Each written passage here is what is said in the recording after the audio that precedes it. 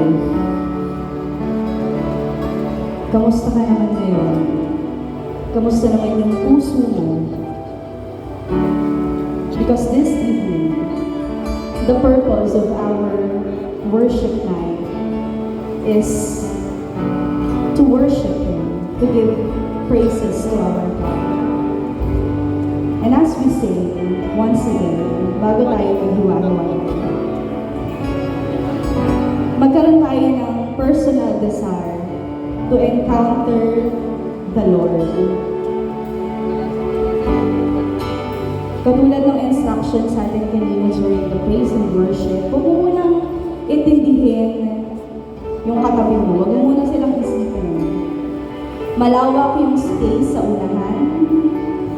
You can move forward if you want. Go! Pwede kayong lumapit sa unahan. Pwede natin i-maximize yung spaces para mas makapag-focus tayo and worship the Lord. Because in this time, hindi tayo papayag na maghihiwa-hiwalay tayo na may bigat pa rin sa puso.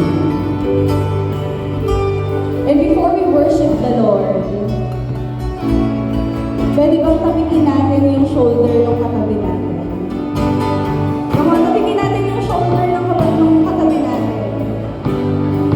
And tell him or her that God loves you. God heard your prayers that plead. Nasa likod, come on, yung mga nasa likod. You can maximize the space here in front. Kasi hindi tayo papayag na sa gabi ito, may iniwan yung bigat sa puso mo. Sino dito yung ready na magpabasag ng puso sa Panginoon? Sige, amen! Amen! God is close to the brokenhearted. And tonight, Lord, I am willing to be broken. Basta yung pagbasag na yun natin sa iyo. Amen. Yes, sige po, let us close our eyes. And let us take this seriously.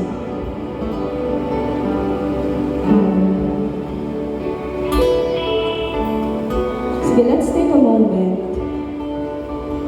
and have a personal prayer. Personal, deep prayer with the Lord tonight. Come on, let's close our eyes. Don't mind your classmates beside you.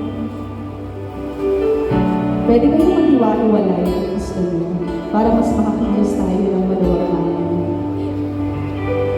Hallelujah, Jesus. Come on, open your lips and state your prayer with Him. Hallelujah, Jesus. This is my prayer, Lord. Sige po, manalangin tayo. Sing praises to Him. Sing worship. Oh God. This is my situation right now, Lord. These are all the things that I want to surrender.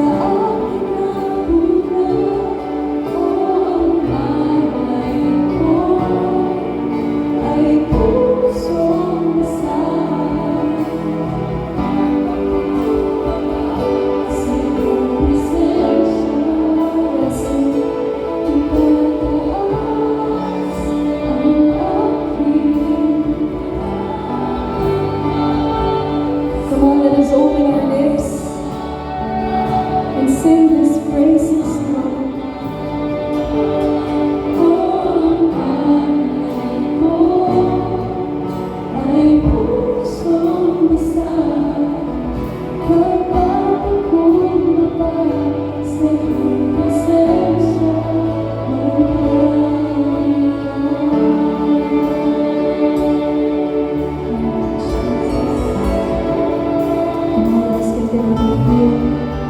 Presence of the Holy Spirit in this place. Hallelujah, Jesus.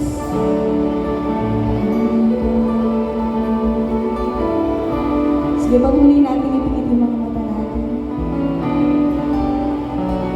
God is not yet done in us. Hindi pa siya tapos sa'yo. And ikaw, alam mo sa sarili mo, if meron pa rin, may bigat pa rin. Ikaw lang yung nakakaalam mo. Maybe hindi yan alam ng katabi mo. Hindi yan alam ng mga kaibigan mo. Even your closest friends or people sa mundo.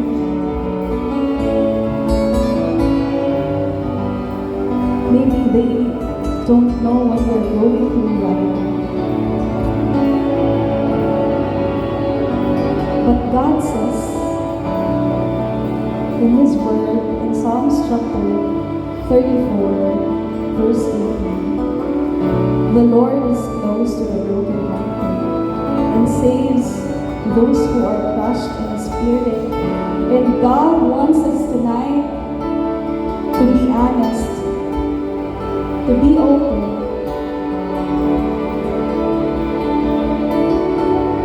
Kaya pwede bang itaas natin yung mga kamay natin as we pray. Come on, start your prayer with the Lord.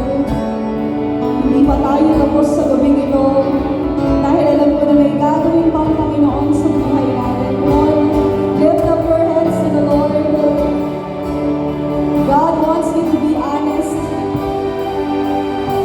God is in front of you right now.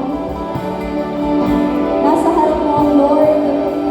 And He is asking you, how are you, my child? What burdened you? Surrender it all to Him. Kaya sige, patuloy tayong magsubmit. Patuloy tayong magsabi ng mga panalangin. Sabihin mo sa Lord lahat. Wala tayong iniwan ngayong gabi. Lahat. Isusurrender natin yan kay Lord.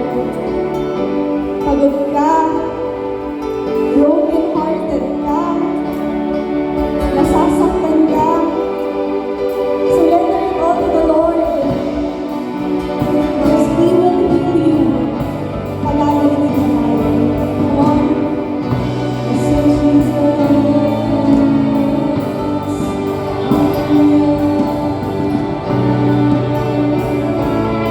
This is our prayer, Jesus.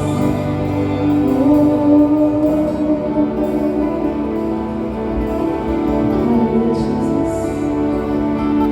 At habang patuloy tayo nakaawit, patuloy mo ding sabihin itong lyrics ng aawitin natin as a sign of prayer. But Lord, suriin mo yung puso ko. Lord, suriin mo yung buhay ko. Because it is you that we want, Lord. To be honest, Lord, we're not okay. Maybe physically, pagod kami. Emotionally, drained. Spiritually. Lord, lahat, Ikaw yung nakakaalam ito. Kaya come on, I encourage everyone to have a prayer.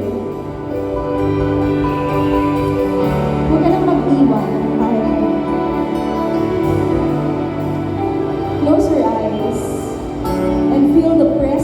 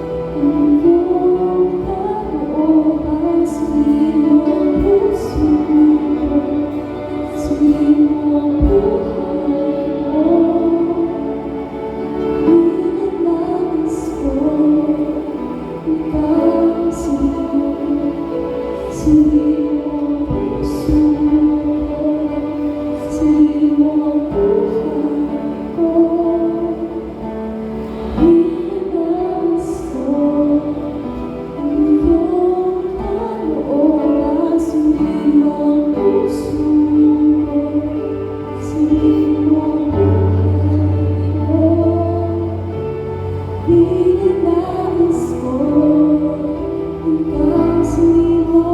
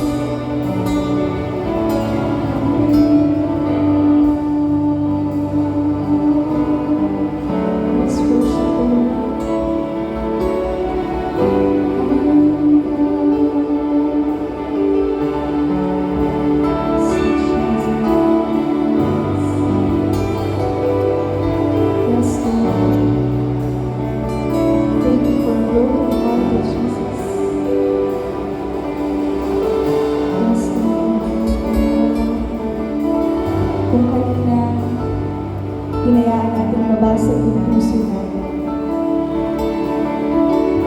Tonight, hayaan naman natin buuin muli ng Panginoon yung ating mga puso. And so, Jesus, thank you, Lord. If God is leading you, na itaas yung kamay mo. Sige, itaas mo yung kamay mo. Ano man yung mga nagpabasag ng puso mo before, may this be broken relationships. Let us use this opportunity to ask forgiveness to the person na maaaring nasaktan mo. Use this opportunity to have a reconciliation. Ano man yung mga relasyon na nasira before, or ikaw mismo, hayaan mo makipag-ayos kami ng Lord. Or kung nandito man yung mga taong nakasakit sa'yo,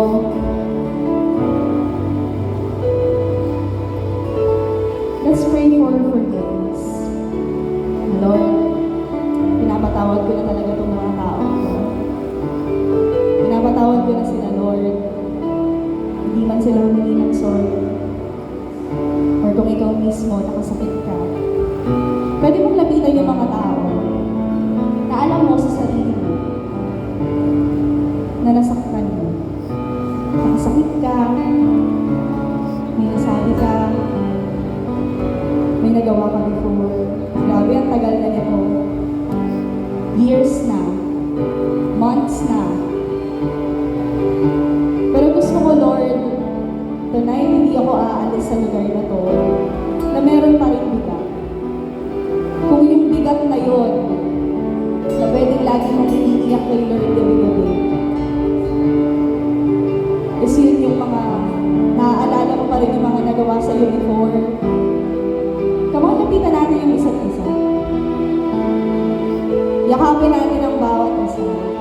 Sabihin natin, sorry, friend, bro, sis, sorry.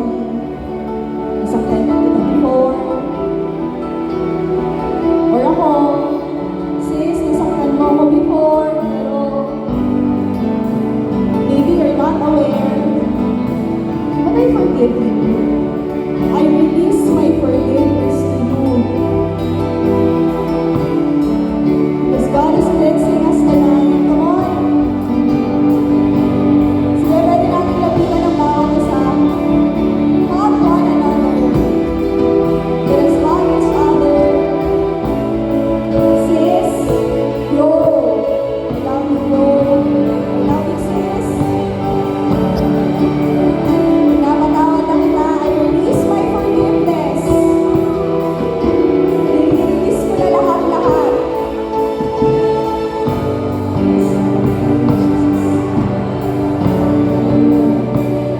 Gusto ng Panginoon na maging open tayo ngayon. Kaya sige, kung isa yan sa mga nagpapabigat sa'yo, release.